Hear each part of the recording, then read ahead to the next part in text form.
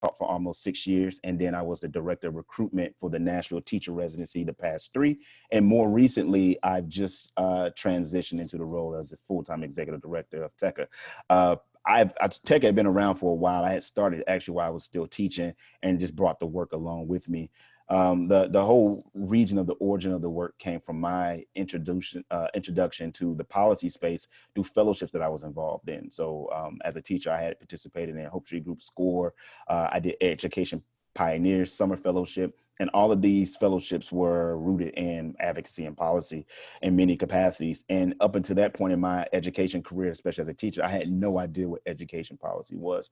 But what I realized is, as I accessed that space, that experience in that space was very much like my experience as a teacher. When I taught, I was the only male person of color on staff in my building for the duration of my time that I was in the classroom. And when I was having access to the policy space, my experience looked very similar. And so the premise behind TERA was to not only support educators of color so they could stay in the profession, but also elevate their voices in a way that we can influence, shape, and create policies that also address issues around retention, recruitment, and equitable access to education. So that was a lot of the premise of the work that we had began. And since then, the organization has grown as it means in relation to impact. So in the last couple of years, we've had statewide convenings where we've convened hundreds of folks into spaces to gain access to conversations with other leaders of color in the education space,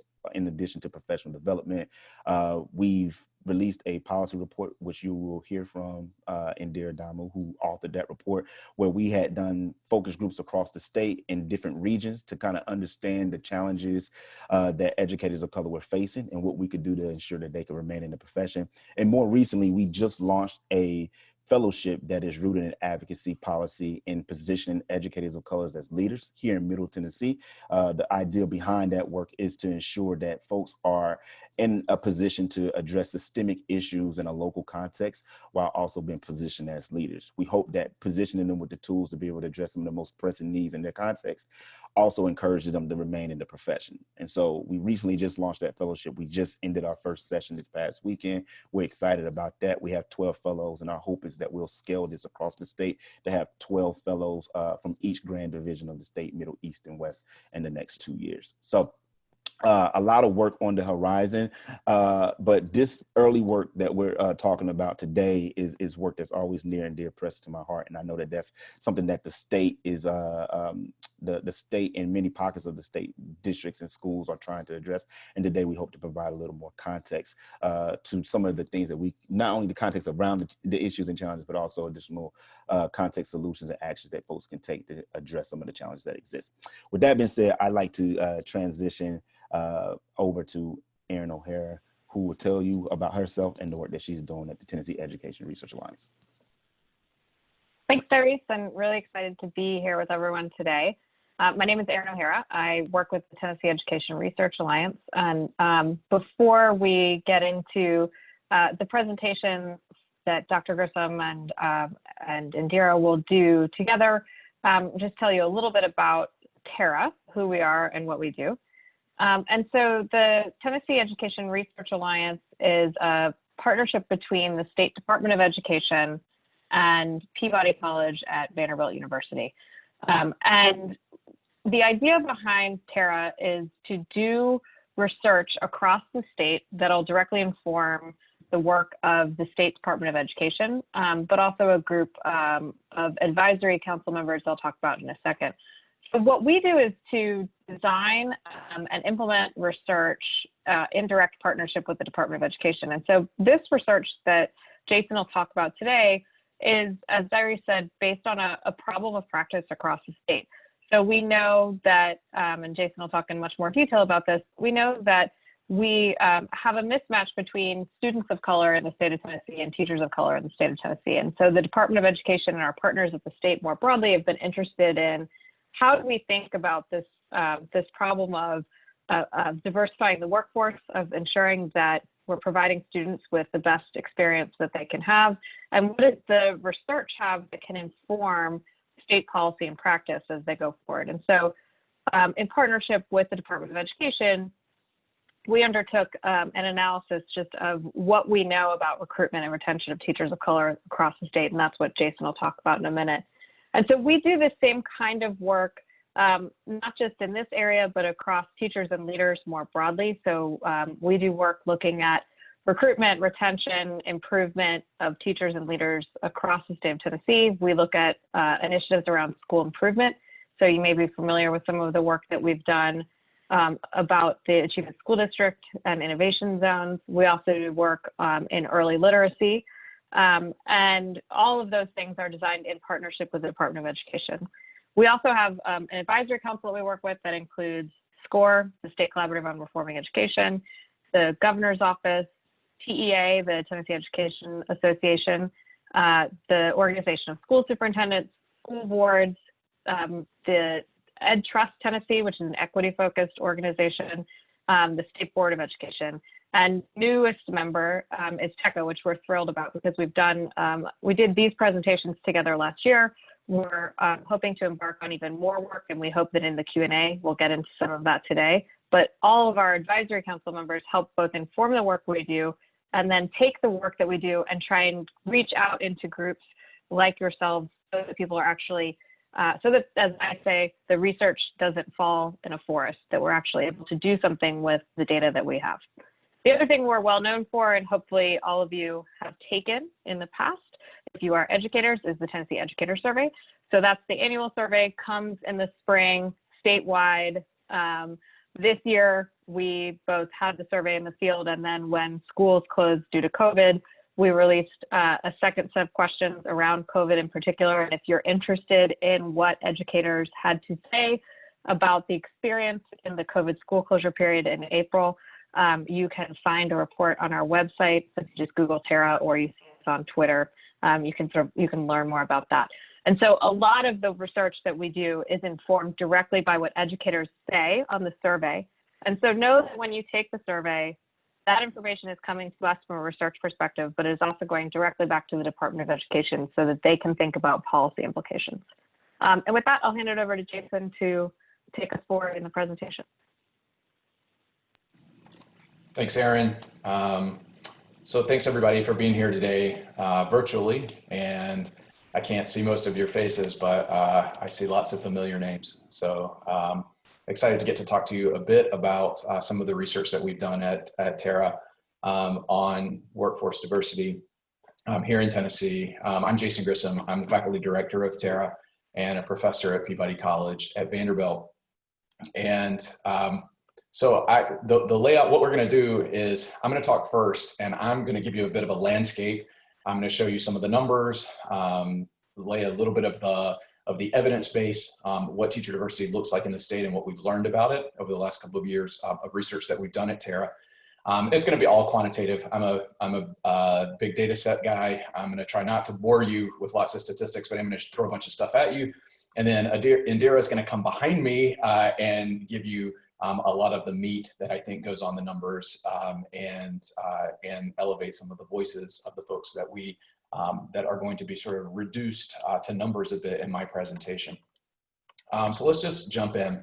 So the first thing is to motivate this question of why do we care about teacher diversity? And there's lots of reasons, but I'll give you two. The first is that there's lots of research in this really growing body of research in education policy that links the presence of teachers of color to better outcomes for students of color.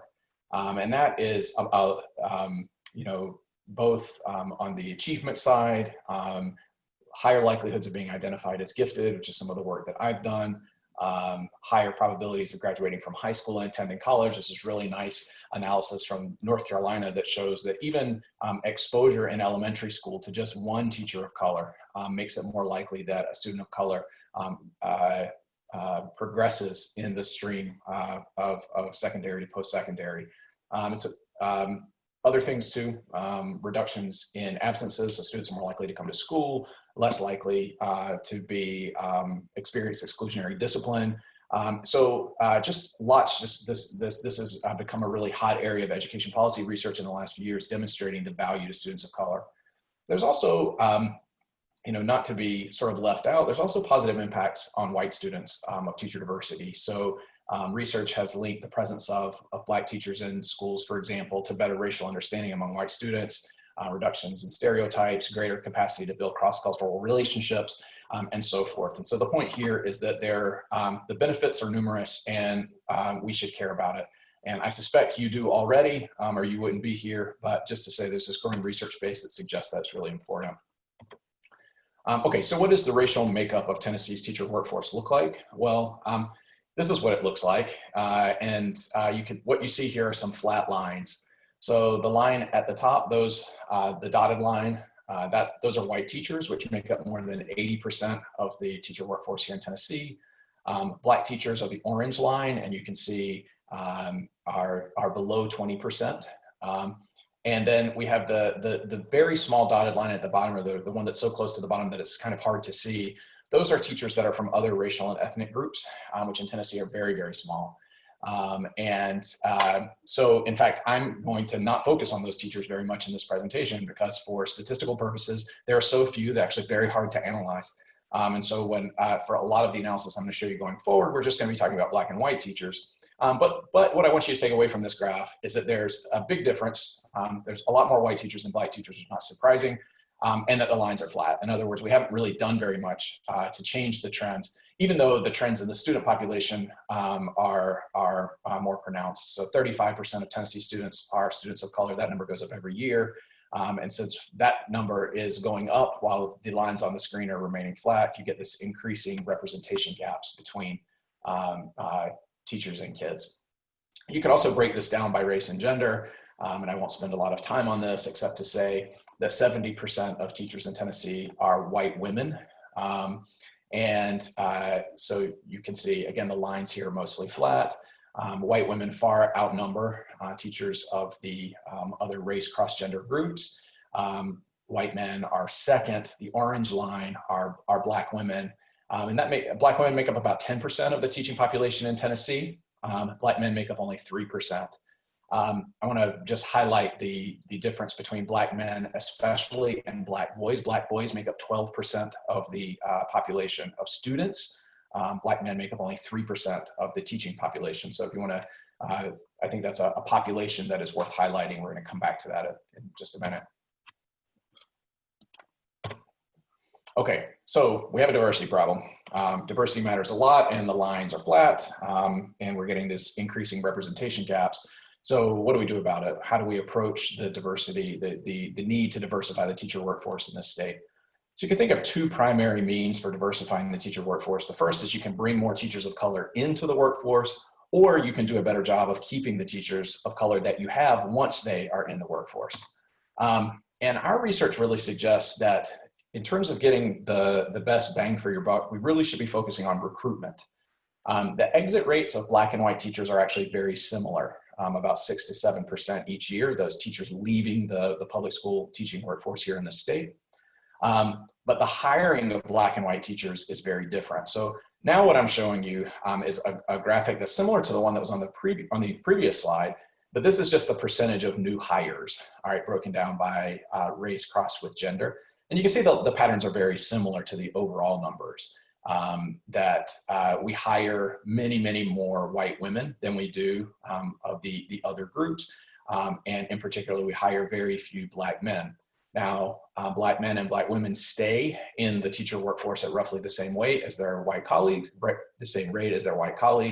We just bring many fewer of them into the workforce. So if we really want to disrupt the patterns that we see in terms of overall diversity, I think you can get much further by focusing on recruitment. That said, we don't know that much about recruitment, and it's much easier to look at turnover. And in fact, we've done a lot of that work. And I'm going to spend a little bit of time talking to you about turnover, because even though we don't have a Black teacher exit problem, we do have a Black teacher turnover problem. And what's the distinction between exit and turnover? Exit means leaving the teacher workforce altogether. So people who, in our data files, we observe them year by year, we see them just disappear. So they were there in 2011, they're no longer there in 2012. So that's an exit from the workforce. But turnover can include exits, but can also include other kinds of moves. So we're going to classify turnover as being in a school in one year and not being in that same school in the following year. And so these are turnover rates that I'm showing you on this graph, broken down for Black teachers and white teachers. And what you can see is that the turnover rates, so the patterns of leaving your school in a given year, are much, much higher for Black teachers than they are for white teachers. And since, as I'm going to show you in just a second, Black teachers are systematically serving kids that are lower achieving, that come from economically disadvantaged backgrounds and so forth. Those are the kids that would benefit the most from a stable teaching workforce. And those are the kids who are not getting that. And so Black teachers aren't leaving the profession at higher rates, but they're leaving their schools at higher rates. And I think that means we have to worry about turnover among this population. We can again break this down by race and gender. I won't belabor this, but just to show you that Black men have the highest turnover rates. That is the top line, the dashed line at the top. Black women have the second highest. So we generally see that turnover rates are much higher among Black teachers than among white teachers in Tennessee. Okay, so what could be driving the turnover differences between Black and white teachers? That has been a big question that we've tried to answer. And you can really think of two classes of explainers. So one is that there could be differences in teacher characteristics. So for example, maybe it's the case that for whatever reason, Black teachers are older or younger. Maybe younger is a better example. Maybe they're younger on average than their white colleagues. And so if younger teachers are more likely to turn over, then you could just see a difference that's driven by another teacher characteristic that sort of correlates with this difference by race. All right, so that's one possibility.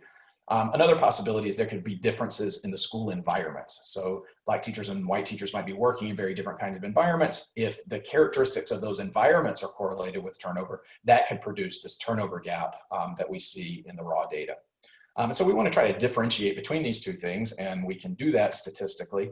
And when we do that analysis, what we find is that Black and white teachers actually are very similar in Tennessee in terms of their characteristics and their qualifications. They have similar experience levels. They have a similar age. They're similar ages. Black teachers are actually more likely to hold a higher degree than white teachers in Tennessee, and higher degree attainment is actually associated with sticking. And so the punchline of that analysis is that differences in other teacher characteristics essentially don't explain any of the turnover gap between Black and white teachers. And so what we really want to focus on is the second one, which are differences in the school environments. And perhaps unsurprisingly, those are quite different. All right. And so this is just showing you just raw differences between Black and white teachers, Black teachers in the first column, white teachers in the second column, and just showing you some characteristics of the schools that they work in.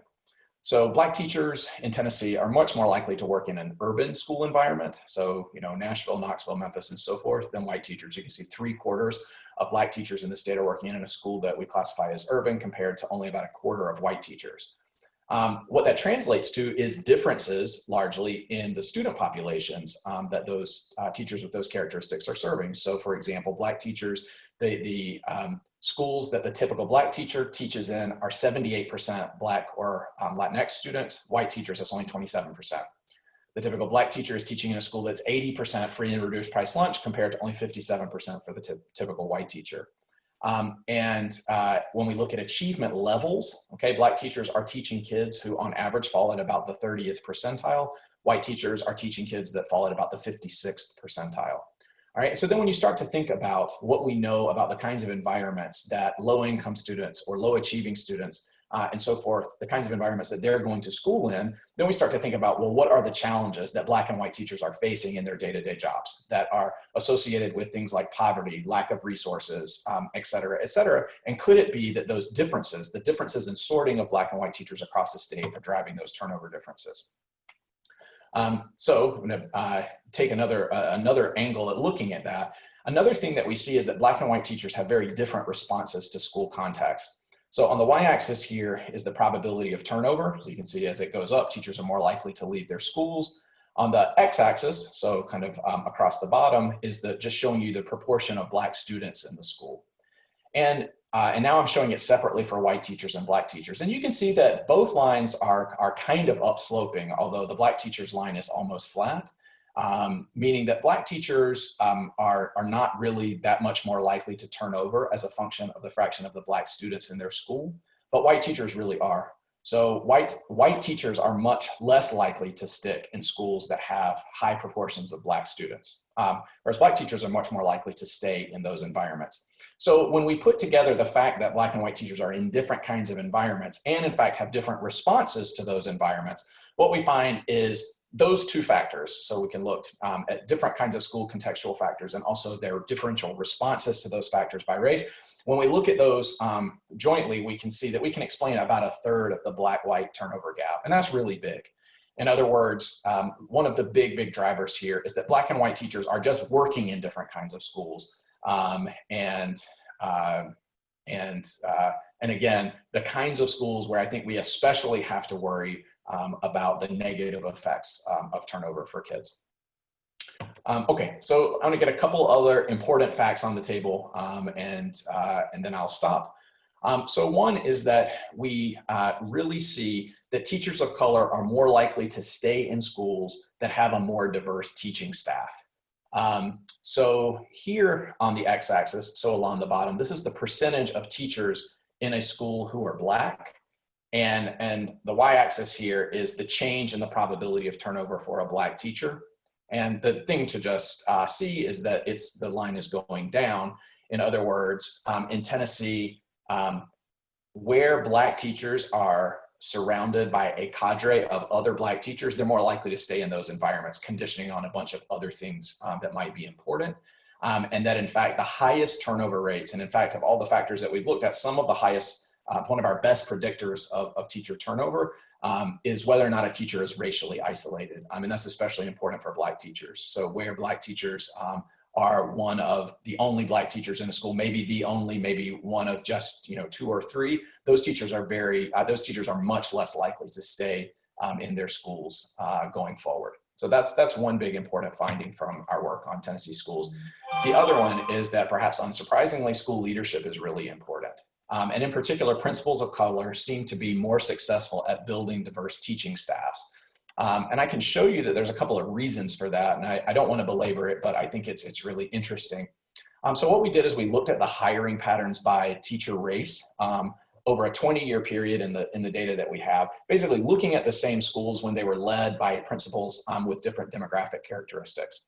And when we look at the patterns in hiring of Black teachers versus white teachers, what we see is that Black principals are much more likely to hire Black teachers than white principals are.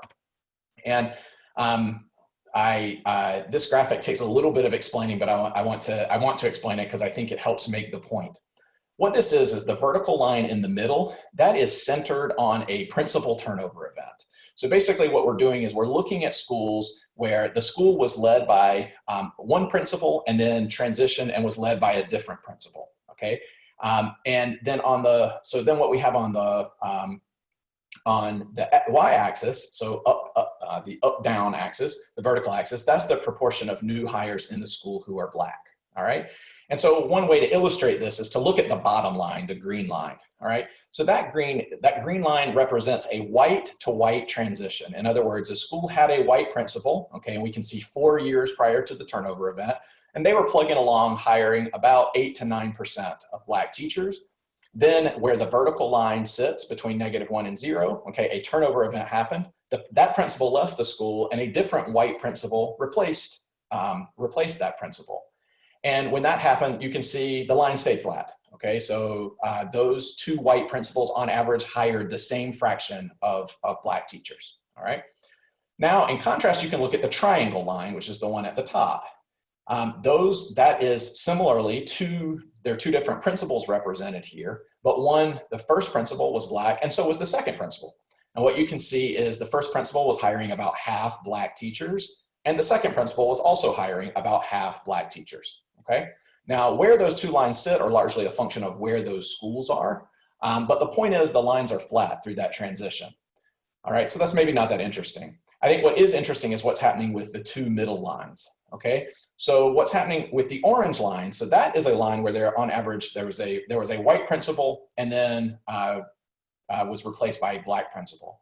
And what you can see is that when that turnover event happened within the same school, the fraction of hiring of Black teachers went up. All right, the Black principal who replaced the white principal immediately starts hiring more Black teachers than their predecessor did. And the opposite happens with the blue line with the boxes. That's where there was a Black principal in the school, there was a transition, and now there's a white principal. And the fraction of Black teachers that were hired in that school immediately dropped and stayed low, all right? And what all of that sums up to, when we make that comparison, what we find is that having a Black principal in the school increases the probability that a newly hired teacher is Black by between 7 and 8 percentage points, which is really high, all right? In other words, principal diversity really matters for what's going on with hiring. Now, where does that effect come from? It comes from a bunch of different places. We can't see all of those in the data, but one of the things that we can see is that part of this effect seems to be driven by principals of both white principals and Black principals hiring from their networks, meaning hiring teachers from schools they've worked in the past, maybe where they were an assistant principal or maybe where they were a teacher. And because we have this segregation of people in their work lives, which I showed you on the previous, in the previous couple of slides, when we draw back on our networks, Black principals tend to draw on networks that have larger numbers of Black teachers in them. So do white principals, but then you get these differences in hiring. I think that's super interesting. It really highlights the importance of leadership and leadership diversity. We can do the same thing for turnover. I won't walk you through a similar kind of graphic, but just to tell you, we looked at retention patterns of teachers by race and how that varied with principal diversity. And that analysis shows that having a Black principal decreases the annual likelihood that a Black teacher turns over from 18% to 15%. So it's a three percentage point difference on an 18 percentage point base. So that's also pretty big. All right, so about a fifth of the likelihood that a Black teacher turns over can be attributed back to the race of that teacher's principal. That lower turnover seems to be concentrated in transfers, not exits. So this is something about, these are teachers who want to stay in teaching. It's just that Black principals do a better job keeping them in their school than white principals seem to be able to do. We also see, just to sort of explain these turnover results, in schools with Black principals, Black teachers seem to have different experiences. When we look at their compensation, we find that Black teachers with Black principals receive marginally higher pay, especially extra duty pay. They're more likely to take on extra duties. It's $100 a year. It's not huge, but somebody handed me $100 right now, I would take it, right? When we asked teachers on the Tennessee Educator survey about things like job satisfaction, we find that Black teachers report higher job satisfaction under Black principals than under white principals. We see they receive marginally higher evaluation scores. And we also see that diverse leaders seem to be most important in schools that have less diverse teaching staffs. So going back to the point before about racial isolation, Black principals seem to be especially important in cases where Black teachers are more isolated among their peers. So the punchline is that principals of color make a school's staff more diverse. And this is similar kind of setup to the one I showed you before, the graphic I showed you just a couple of slides ago, looking at turnover, where the vertical axis here is just the proportion of Black teachers. So this is sort of adding in hiring and turnover, putting them together, again, comparing the orange and blue lines. When in the orange line, when a white principal is replaced by a Black principal, the fraction of teachers in that school who are Black goes up.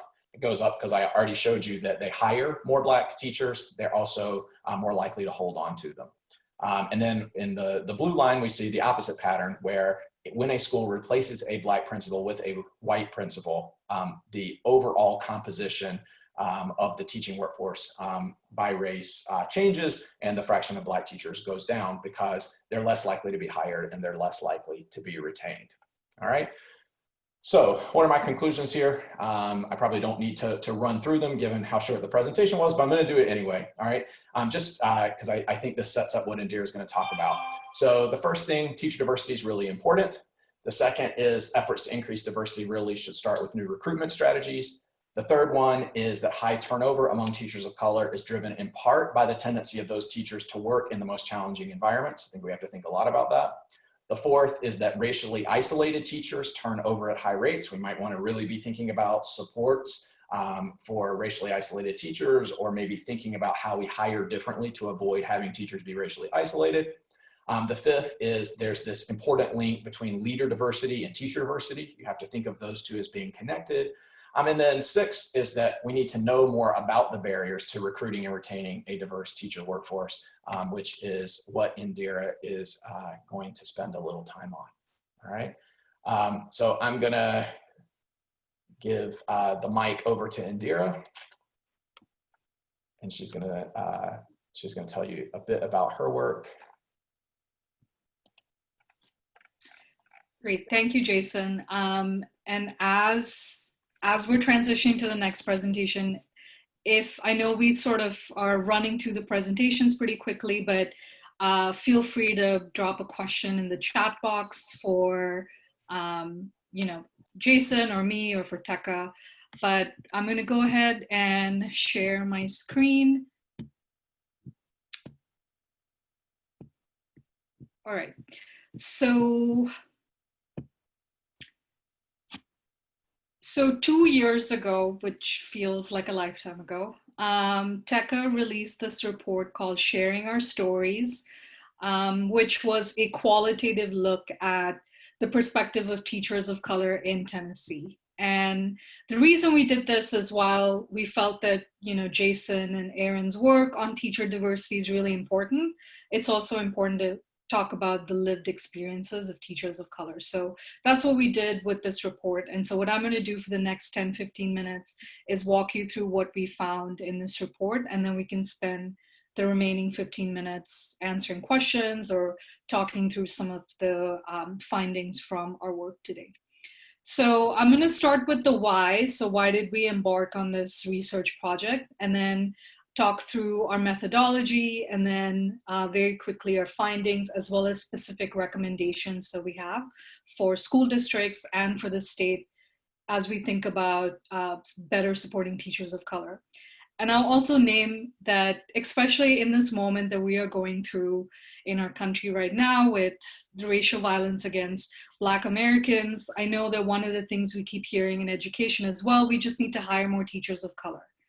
And I hope that after hearing our research, you think about it is not just about hiring teachers of color, but also actually supporting Black and brown teachers so that they're successful in their environment. So that's really what we're hoping you'll get out of this presentation today.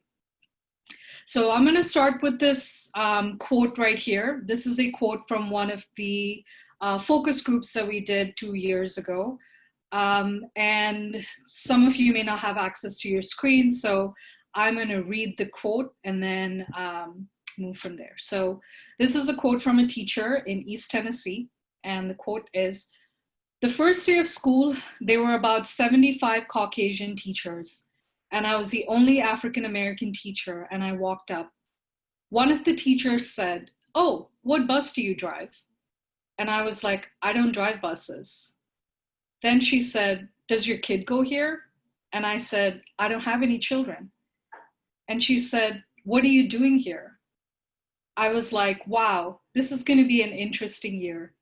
Fast forward many, many years later, and I still get that feeling in my district."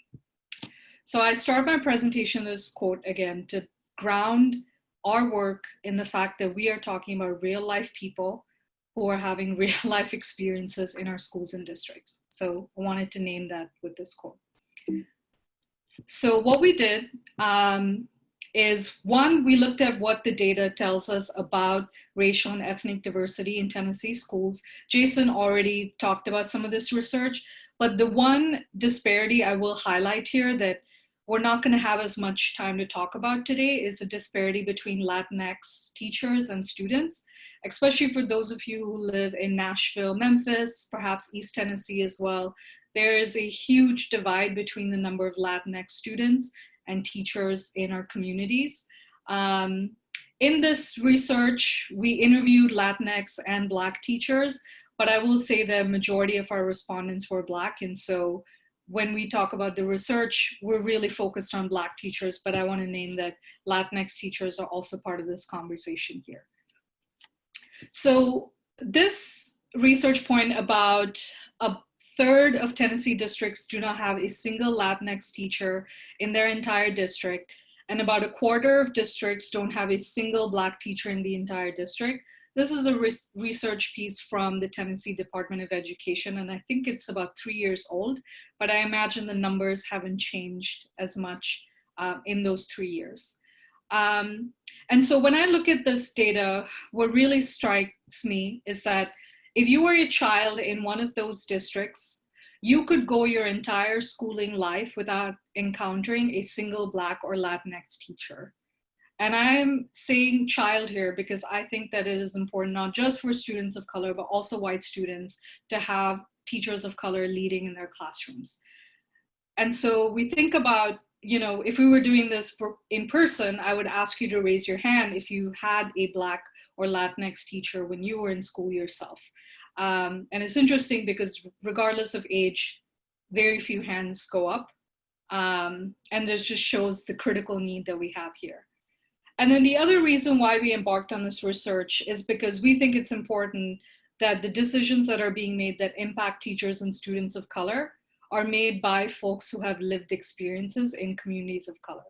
This is not to say that just because you're a person of color, you sort of automatically understand exactly what people of color are going through, but it is saying that if you're a policymaker making decisions, understanding lived experiences of people of color is critical in this work. So what we did is 2 years ago, we conducted focus groups in 4 cities. We went to Nashville, Memphis, Knoxville, and Chattanooga, and we interviewed 25 teachers in those 4 cities. And we have 4 research questions here. I won't read those out to you, but I will say a majority of our presentation will focus on how can schools and districts better support teachers of color, which is the last research question.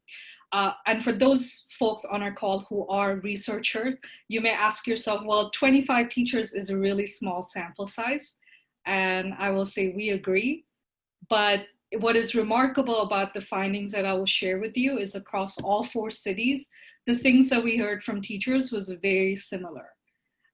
So even though we have a small sample, what we heard was there were some very common themes regardless of where you taught. Or your race. And so that's something to name as well here.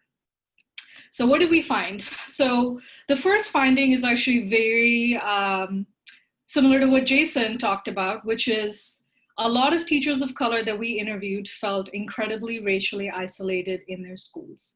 And connecting this to Jason's research, we know how important it is for teachers to feel that they have other folks in the classroom building who look like them, because that increases the chances of them staying in the school. So this feeling of racial isolation, it was interesting, it was all across all 4 cities. So I had an assumption thinking that teachers in Nashville may not feel as racially isolated, but that was certainly not the case from the interviews that we did. The second finding is that school leaders of color play an incredibly strong role in supporting teachers of color. So the majority of teachers of color that we interviewed, and again, we interviewed 25 of them, the majority of them had been hired by a school leader of color. So again, Jason's research really was shown with the focus groups that we did, that teachers of color report that school leaders of color have a huge impact on them staying in their school building. The other finding that I want to name is that Black female teachers that we interviewed in our focus groups talked about very specific challenges that they experience, both related to their gender and racism that they experience in schools. And again, this was across all 4 cities. So an example that I think about when I look at this finding is several teachers told me that they would put up their diplomas in their classroom wall as a way to show that they were experts, because oftentimes they were mistaken for a school support staff or someone else. So it was important for them to signal that they belonged in those schools, and the way they did that was by displaying their diploma. The other thing that we heard from teachers in our focus groups is that a lot of them talked about feeling unsupported by their school staff, so whether that was principal or other leadership staff, but they felt an incredible amount of support from families and other community members. So several teachers talked about how Black parents would request for their children to be in a Black teacher's classroom if that was possible. And so they felt that they had the support that they needed from the community. The other thing we heard consistently is that the recruiting and hiring process for teachers is incredibly insular, and it is really hard to recruit teachers of color to work in your school or district because of the way our hiring process is set up. And then the last thing we heard, and this was consistent regardless of how many years ago someone had graduated from a teacher preparation program, but the common thing we heard is that our preparation programs need to do a better job of supporting our teachers in having those really difficult conversations around race and equity in our schools.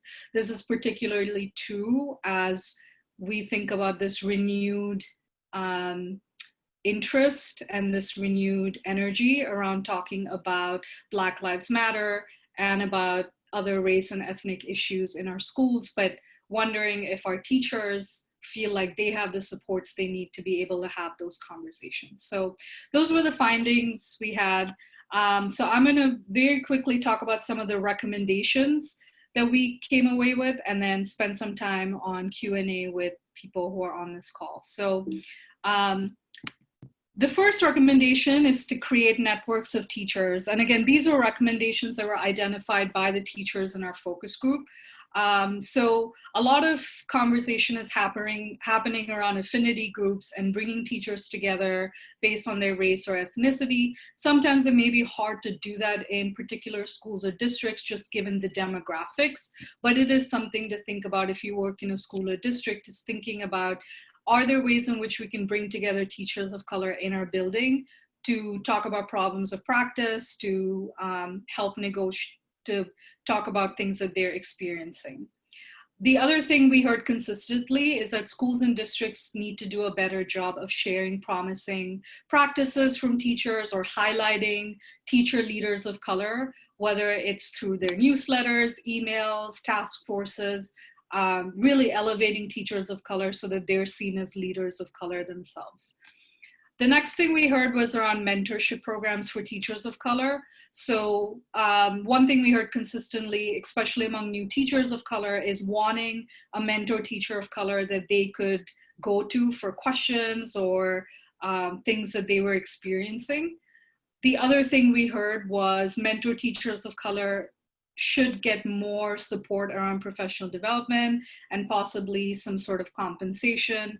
Sometimes that may not be possible to do in terms of monetary support, but perhaps extra planning time for mentor teachers of color was something we heard pretty consistently as well. The next recommendation was around leadership pathways for teacher leaders of color. So here in Tennessee, we're incredibly lucky. We have an incredible amount of teacher leader opportunities, but do we think that our teacher leadership opportunities reflect the racial and ethnic diversity of our teachers?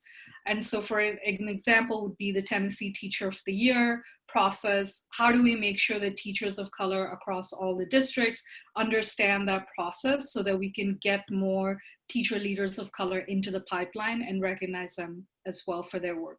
And then same with fellowships. Again, we have a lot of fellowships in our state for teachers. How do we make sure that those fellowships are representative of our racial and ethnic background of our teachers? So one way to do that is perhaps developing public goals for those fellowships. That is a way to hold themselves internally, but also publicly accountable. Jason talked a lot about school leaders and how incredibly important they are. And if that's one thing you can take away from this presentation, it is this, that principals really matter. And here you'll note that I'm not talking specifically about Black principals. We think all principals can benefit from having professional development around what does it mean to be a culturally competent principal. We also think that principals need support around developing really strong interview protocols for hiring folks on their team so that the team looks diverse, it's racial and ethnically representative as well. And then the last recommendation was around teacher preparation programs and making sure that our prep programs are truly preparing new teachers for working in our schools and districts. So one of these recommendations is already happening, which is to survey graduates. So with the State Board of Education report card, we do survey teacher preparation program graduates to understand what their experience was like and what gaps they have in their own knowledge and experience. But some of the things we heard around gaps in prep program training was around how to use the team teacher evaluation rubric, how do you build relationships with parents? And then one thing we heard consistently was effective communication skills. So a lot of teachers in our focus group talked about how if they disagreed with someone in their school, they were often labeled as the angry Black woman, and they didn't know or didn't really have the skill set to think about how do we communicate with someone when we disagree with them and do it in a way that gets us to a resolution. And then the last one is thinking about teaching faculty and whether teaching faculty in our prep programs really reflect the racial and ethnic diversity of our students as well. And this is another big gap in our prep programs here. So these were the recommendations that that the teachers in our focus group across all 4 cities came up with.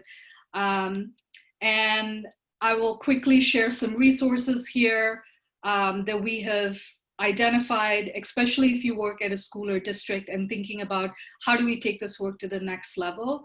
This is some resources that we put together that we would encourage. So with that, I would love to open it up to questions.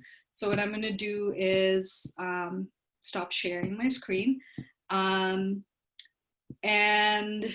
see Diaries. I don't know if you want to facilitate the question piece here since you are monitoring the chat box.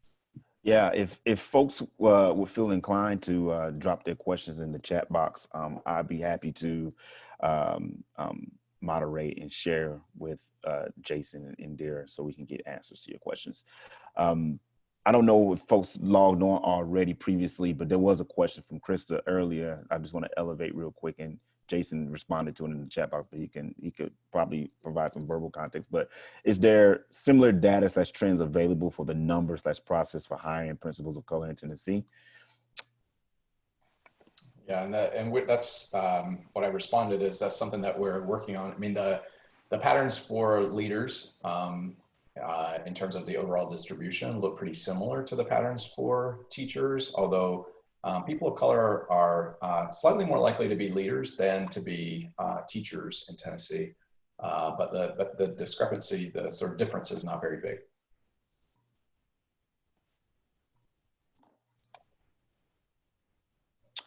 I have a question from Aaliyah. What is the reporting mechanism for race / ethnicity data for teachers and principals in the state?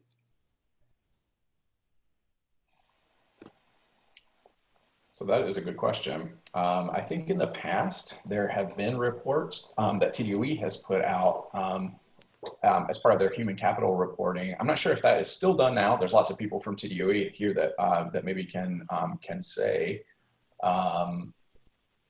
Districts certainly have, most districts would have, districts certainly would have access to the information. Whether or not it's reported out is a different question. I'm sure that's locally determined, but I'm not sure what TDOE is doing on that front right at the moment. And just to add a little bit of context around it, so the way in which we at TERA learn about a principal or teacher's race or ethnicity is that that information comes in 2 places to the Department of Education. One is to EIS, which is the State Student Information System, which is also where teacher and principal data are collected. And then we also, I believe, Jason, right, get that information through Compass, which is now the reporting system of record. And one of the things that Indira highlighted that's important is that is one, the fact that we actually just don't have very many other teachers of color besides Black teachers. But that said, we also aren't necessarily detailed enough in how we collect data on either teachers or students when you get beyond Black, white, Asian, and when you get into things like Hispanic, but we don't collect, for example, Middle East, North African as a category. So even if we do have teachers that fall in that category, which I'm sure we do across the state and especially in MNPS, that's not data that we would have available nor be able to add to this type of analysis. And then lastly, I don't think that there's anywhere that this information gets reported annually. Although that is something that we've looked into doing through TERA.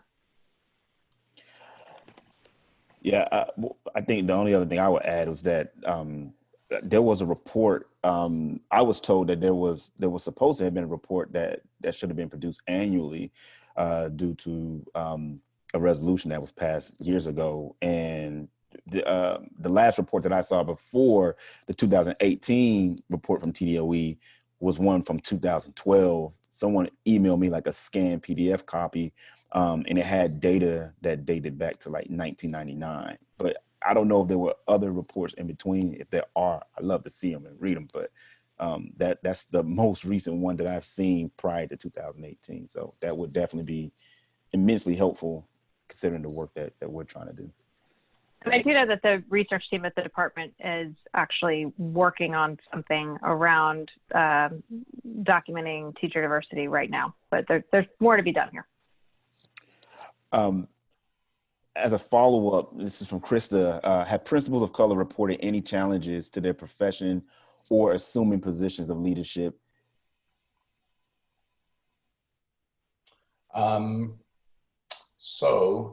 I think there's a bunch of different ways you could go with that question. So this is part of the analysis that we're doing now that is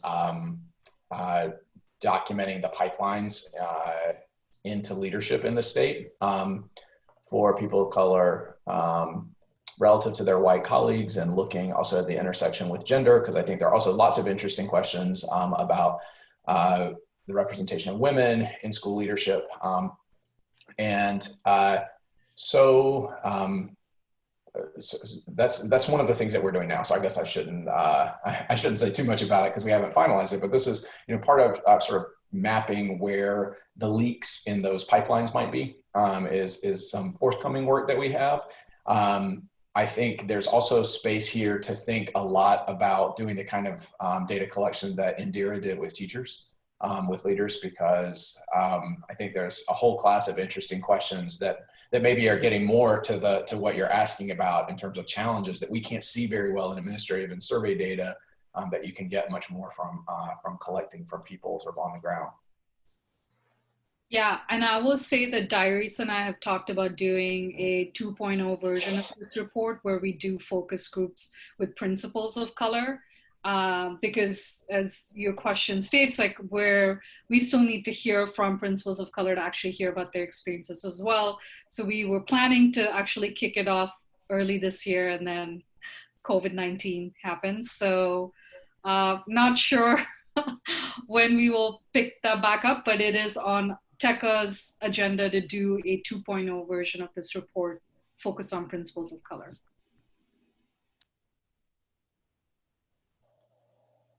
Awesome.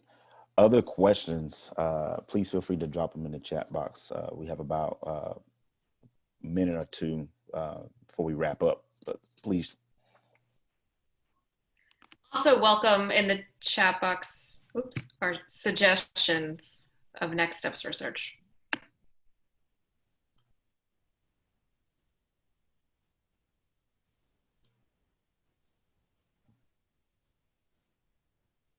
Erin, do you want to talk at all about I know TERA's in the process of applying for some research grants focused on teachers of color. Do you want to talk at all about that, just so that people have a sense of future research needs? Yeah.